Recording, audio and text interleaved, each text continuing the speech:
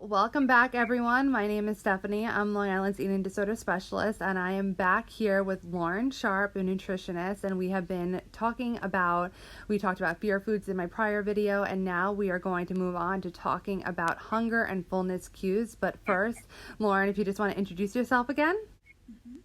Yes, so thank you so much for having me back. I am Lauren, and I run the page Low and Lemons on Instagram, and I am the nutritionist behind that page. And I'm so excited to talk about hunger and fullness cues and teach you guys a little bit more.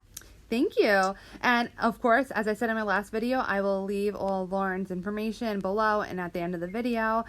So I wanted to ask, because this whole concept of hunger and fullness, it's something that is so convoluted and it's so simple at the same time. So can you give me a little bit of an overview of how you might start this conversation with hunger and fullness with your clients? Yeah. So when my potential clients come to me and I kind of discuss my program with them, they always, raise their eyebrows at the hunger and fullness part. They're like, "Oh, I need that."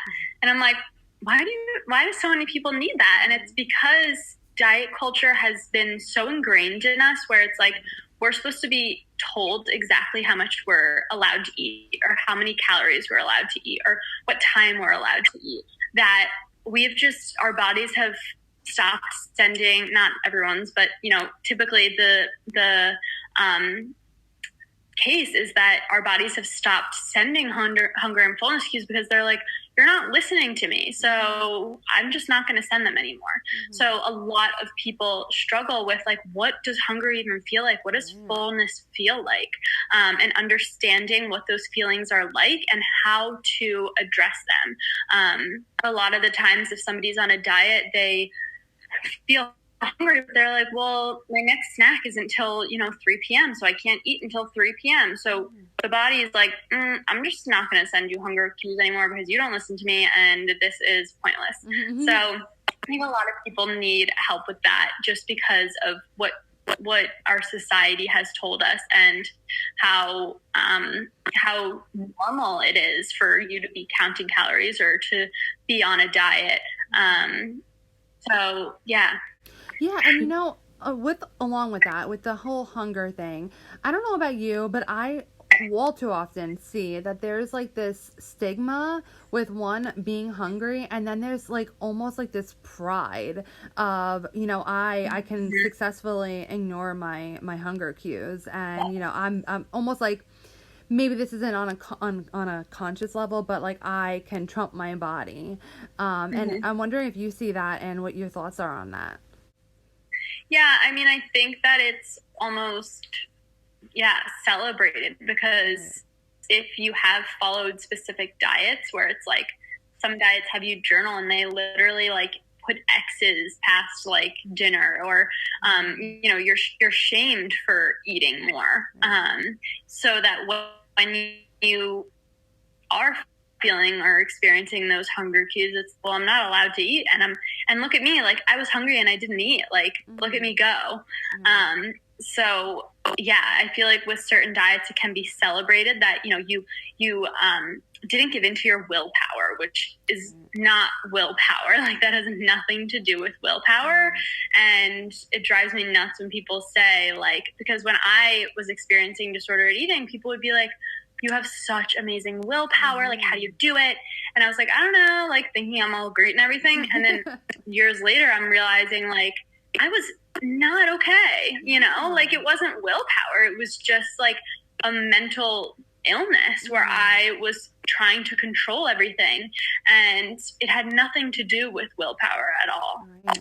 That is so interesting that you say that, because it totally is. Everyone seems to attribute it to willpower, and that also is so heavily contributing to more increased levels of eating disorders and disordered eating in our culture, because it's celebrated exactly how you said it before, that it's wow, you're able to not listen to your body, you're able to not eat that when everyone else is, you're able to resist that, and there's this whole celebration going on, and it's really hard, because if you start to go against that, then what does that mean? That all of a sudden, in my view, it means that you are no longer that strong person. It means that you are really your identity of being this girl that, or this man for that matter, with a really strong sense of willpower is stripped. And that's a really difficult thing to deal with.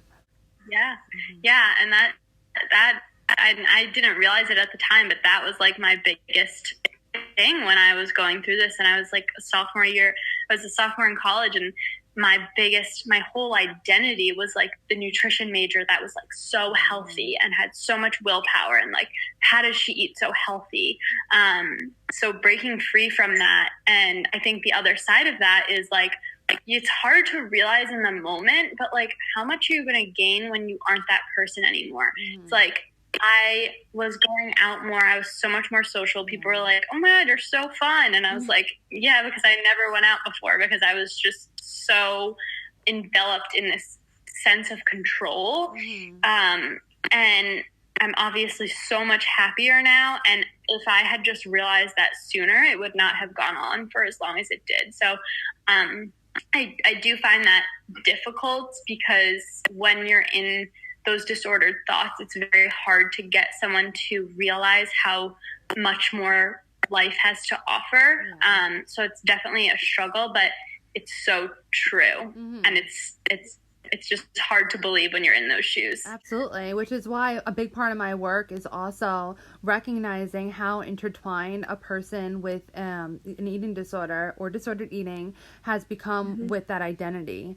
And really, it's very difficult to just say, okay, we need to start working on getting rid of that, in lieu of building the identity that you're meant to be and the person that is underneath all of that. And it is really difficult if you are struggling in any regard, saying that there's an alternative where you can be super happy and everything's wonderful, or at least a lot better than it is right now. And also with not going out is a huge part of it too. When it comes to eating disorders or disordered eating, we are in a culture that is, and most cultures are, so just intertwined with food as a social construct. So all of a sudden, if you are no longer, going out, you're also no longer exposed to like the party food and all of that. So that's why a lot of people also will start to withdraw and not be going out. But then that's also a whole freeing aspect when you're able to be dealing with the underlying things, just like you experience, and then all of a sudden everyone realizes your awesomeness and your funness. Yeah, and it's there can always be a what's the word? Just, I don't want to call it an excuse, but almost an excuse where it's like, I remember my therapist asking me like, well, what would it be like if you could go out more? I'm like, I would be like, I'm a homebody. Like, I don't like to go out, And it's like, that just wasn't true. Like, I genuinely believed that I didn't like to, because it gave me so much anxiety. But being able to see that, like, if I saw myself now, I'd be like, who is that? Like, I don't like doing any of the stuff that I didn't like doing, any of the things that I do now, So yeah, being able to get those kind of unveil those untrue stories in your head. Well, thank you so much for sharing also about your own personal experience. That is really wonderful and really amazing for people to hear as well. Yeah. And look at where you come. So that's absolutely amazing. And so back with the hunger and fullness, how might you begin work with your clients? And after they start to be introduced to what this is, like, how does that start? Because I can imagine that there's a lot of layers to it. Yes. So it depends. I mean, my program has a lot of different components to it, but it is, individualized. So some people want to spend more time on food rules. Some people want to spend more time on hunger and fullness. It really depends on the client. So I would say if someone's like really concerned about hunger and fullness, then first, at the base of everything, I think it's important. It still has to do with food rules, because the reason you're having a problem with hunger and fullness is likely because you've been on a diet, you've been told how many calories you're allowed to eat, and your body is out of whack. It doesn't even know what it needs anymore. But that's the beautiful thing about intuitive eating, is like, you can really get to you can use your own body's tools to know exactly how much you have to eat without using like a calorie calculator or anything like that. So I would say getting rid of those food rules and letting your body know that all food is abundant and available, which I know right now can be a little bit difficult. Hopefully not much longer, right?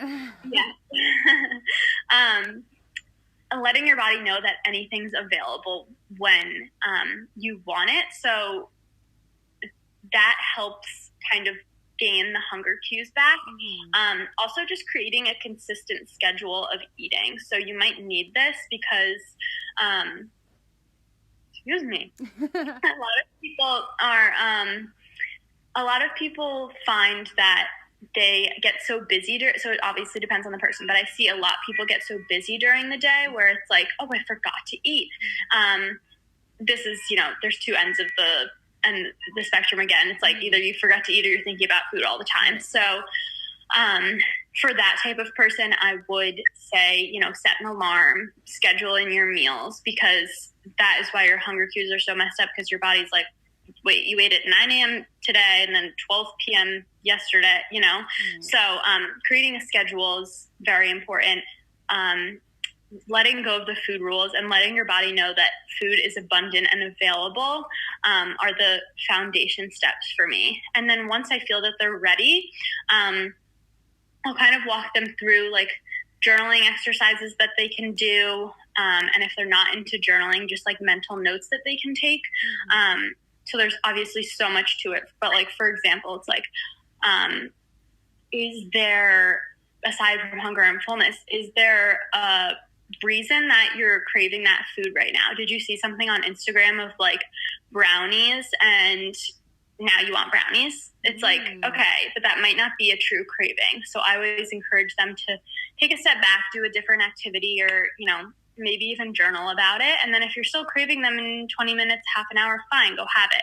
But I think distinguishing between a craving and just like a craving that's initiated by an external factor is a big part of things. And then another big part is fullness versus satisfaction. So you can be completely full on a salad and, some chicken, but you might be completely unsatisfied because it was not delicious, and you'll be grabbing for something an hour later, or if not sooner. So making sure that you're incorporating foods that you also really enjoy, not that are just going to fill you up. So yeah, that was kind of a convoluted answer because there's so many different aspects. But that was I'm learning so much too, so I'm really excited. So thank you. And it's really interesting that you're talking about like that where's that craving coming from, because that is actually a dynamic I have not heard before, but it's something, so I can understand why it's something to be exploring, and to really just get a little bit more in depth with figuring that out. And along that, I was thinking about, sometimes I hear people, one of my clients, or, people who are following me saying that, like, if I give myself like this unconditional permission to eat that we talk about, that I won't, like, I'll have cupcakes and I'll never stop eating it. So what do you say to, because I'm sure, let me know if you haven't, but I'm sure you probably hear that a lot. So what do you say to people who say stuff like that or struggle with that idea? Yeah, so it definitely depends on the spectrum again, but somebody who really truly believes they will be out of control, that just tells me that they had more restrictions. So I call the first phase of this kind of like the exploration phase. Like, I don't want you to worry about anything. I want you to eat what your body's craving. That might be 10 cookies, like, because your body's just like, oh my gosh, I'm allowed to eat cookies now. And getting used to being allowed to eat everything, and that all foods are allowed, can be a little bit daunting on your body, because it's like, wait, what is this? I haven't had this in a year, or, whatever it might be. So you might feel out of control, but that might be just part of the process, because in order to get to the place where you want to go, you have to let your body know that all foods are available, and it's not going to be like that forever. You're going to get sick of cookies, I promise. But at first it might feel a little bit like, oh my God, I just had 10 cookies. I'm going to gain so much weight. And then now I'm craving mac and cheese. And it's like, well, you haven't had these foods in so long. It's like your body's almost in survival mode, because it's like, it's not a calorie survival mode, or it might be, but I'm never going to get this food again because she never lets me have this type of survival mode. So the body just keeps on wanting more. So, so that you have to trust your body, and you have to trust the process and know that that will end. There is an experimental phase where you have to just kind of let your guard down and let things happen and trust the process. So trusting the process is so important. And I just did a whole video about trusting the process, because that is something that is so important, really.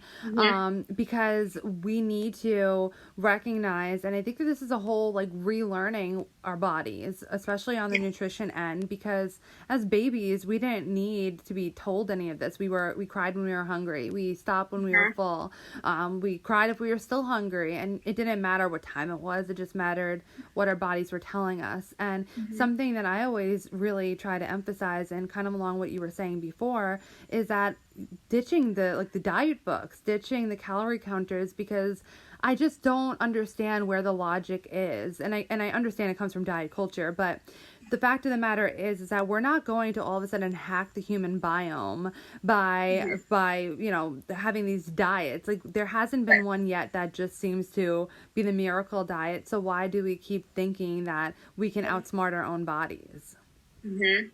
So it's so interesting. Yeah. So the hunger and fullness, when it comes to like gauging that, do you see that a lot of people might not even know how? Or let me backtrack. From what I hear is that some people experience hunger differently. Some people might start to get kind of a headache. Some people might get really like their stomach is having hunger pangs. But like, what do you do? How does your work look like with regards to figuring and discovering what that might show for a person, and how to kind of navigate that on a scale? Yeah. So it's definitely a difficult one. I think it really just has to do with helping them get back in tune with their own body's cues. And just overall, like, I kind of give them, what do you think you feel like when you're hungry? And then I'll give them a list of like symptoms that may be showing hunger. Are your energy levels down? Do you have a stomach ache? Are you having hunger pains? Do you have a headache? Are you just like feeling really sluggish and lethargic and like you really need a break from work? And you're not always going to have hunger pains. And so kind of having them talk out what they think their hunger cues are, and then, having them work through that week. And then next time we're going to come back and you're going to tell me a little bit more about what you learned. And having them rate on my hunger scale what they were before their meal helps them get more in tune with that. So that's another exercise I use, where they have their meal. They're going to choose a meal for whatever their goal is that week. Maybe they want to do one meal where they sit down and they journal about it. So before they start their meal, they take out the hunger scale and they pick a number of like how full, how hungry they are. So say they're at a 3. Then they like write a little bit about how they're feeling. It's like, okay, I'm at a 3. I'm pretty hungry. Last time I ate was blah, blah, blah. So then they can also kind of gauge where it's like, some people might not get hungry for 5 hours. Some people might be hungry right away in 2 hours, or, what food did you have that made you hungry so early? Or, so there's so many layers, like you said. But having them journal about the beginning of the experience, I'm really hungry, I'm really, irritable or whatever it might be. And then halfway through the meal, which I find to be really important, because some people really overserve themselves. And once you stop halfway through, it's like, oh, wow, this was a lot of food and I'm actually full. I'm good. And they have this mentality that a lot of people have to finish their plate. But when they stop halfway through, they're like, oh, I actually could put the rest away. Why would I stop, So, and then I have them journal at the end and rate themselves again. Like, how hungry are you? How full did, what point of fullness did you eat to? How does that feel? Do you feel comfortable? Why did you eat to that point of fullness? What was it really good tasting? Are you having, an emotional trigger today? What is making you feel like you had to eat more? Did you believe that you weren't going to be able to eat it again? Sometimes I see people can be the simplest thing where it's like, well, it was takeout and, I don't usually allow myself takeout and I ate past fullness. And I'm like, well, what's stopping you from wrapping it up and having the rest tomorrow? And they'll be like, oh, yeah. And I'm like, it's the same amount of food, but it's more comfortable and more enjoyable because you can enjoy it twice. So sometimes just pointing out those little things is like a huge light bulb moment for people, which is amazing. Yeah, and I love how you say, and I think it's so important to point it out, that some people might not get hungry after 5 hours, some people might get hungry after 2 hours, and just really pointing out that everyone is different. That's why we can't have one diet that fits all, or that what works for someone doesn't work for another person, because we're all very different. And it's a matter of really getting in touch with your own intuition and your own body's cues. And what I always say to my clients, and you and I are both in New York, and one of the things that we have, and I'm pretty sure most places in the country now, is you can get any food anytime you want, obviously with the exception of right now because we're in amidst the COVID stuff, but normally there's 24-hour restaurants anywhere you want to go. Any type of food you want, I guarantee you can find it.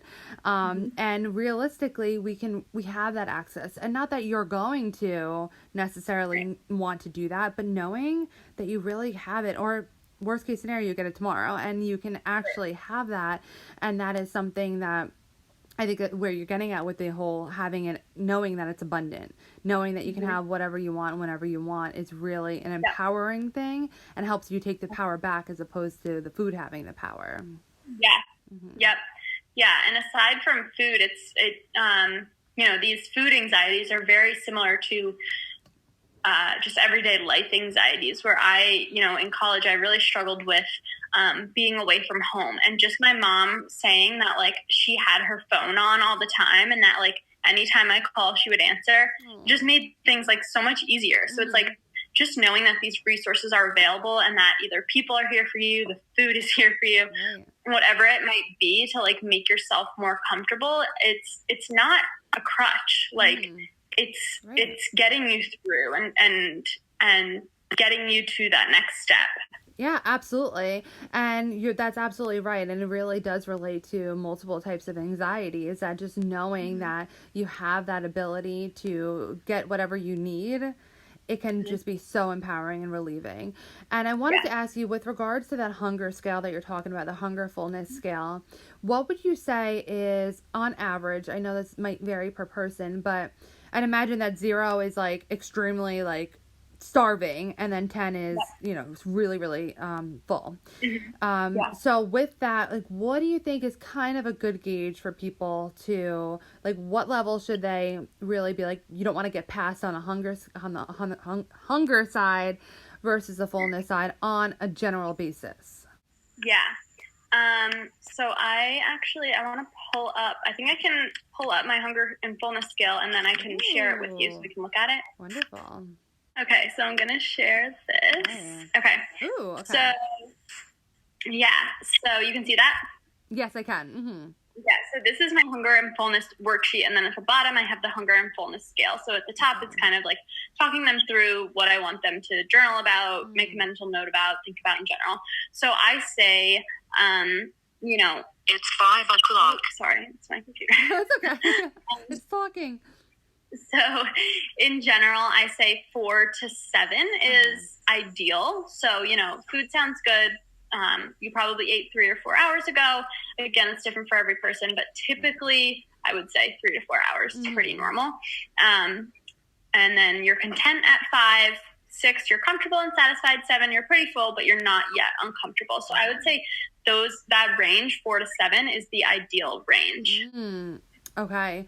So that is Thank you so much for sharing this. I think it's going to be really, really helpful. And I'm actually surprised at the small window that it is, that it's, you're saying about 4 to 7, because I never really knew exactly how nutritionists will talk about that. Sometimes I've heard wider variations, but I would agree that it wouldn't be ideal to feel any more extreme than either of these.